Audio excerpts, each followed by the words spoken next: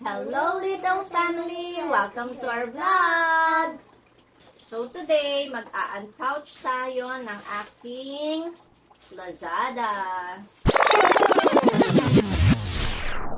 Good morning guys! So this video is a little different from my previous videos. Today, I decided to share with you my PCOS journey. So PCOS or PCOS stands for Polycystic Ovary Syndrome. It is a common hormonal condition that affects women of reproductive age. It also causes hormonal imbalances, irregular periods, excess androgen levels, and cysts in the ovaries, which I do have. College pa lang ako when I was diagnosed with PCOS. Kaya lahat yata ng symptoms na experience ko na. But for today, I will share with you my acne and oily skin problem. Ever since, hindi naman talaga ganun kakinis yung face ko. But never naman ako na problema or na conscious about it. Not until now. As you can see here in the video, marami siyang little bumps and parang small pimples and rough yung skin ko. And lately, napansin ko na parang lumalala siya. I'm not also into girly things. Like, wala akong mga skincare routine. Actually, kahit yung sunscreen, na-discover ko lang siya last year. Gumagamit naman ako ng facial wash and sometimes toner kapag nag-makeup ako or gumamit ako ng mga BB cream.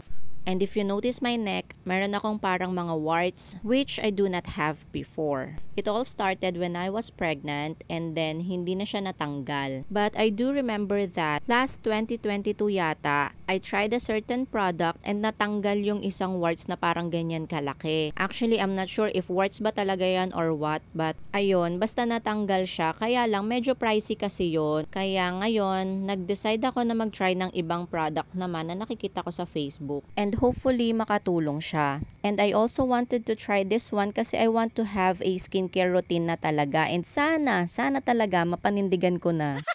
Ito nga ang in-order ko is yung travel kit ng Skin Never na maliliit lang kasi trial pa lang. Because of course, let's not forget na galing sa hormonal imbalance yung aking acne problem. Hindi siya from my skin type or pollution or other factors na outside lang. Because ang treatment talaga ng PCOS is really from the inside, which is really hard. Like, kailangan healthy meals, proper diet, exercise, yan yung mga treatment talaga ng PCOS. Pero alam nyo ba guys, sadly, as of now, wala talagang cure ang PCOS. Sa dami ng signs and symptoms niya, all that we can do is manage all the symptoms that we have. So for now, as for my acne problems, I'll just try this product and hopefully mag-improve naman yung condition ko. And if doesn't work, it's okay. I know that it's not about the product, it's just my PCOS and maybe hindi rin ako mahiyang. Grabe no, isa pa lang yan sa mga physical symptoms na meron ako. Meron pa akong excessive hair on face and body, male pattern baldness or hair thinning. Imagine, nakakalbo ka pero ang dami mong excessive hair sa body and face. Kaya PCOS is really not a joke.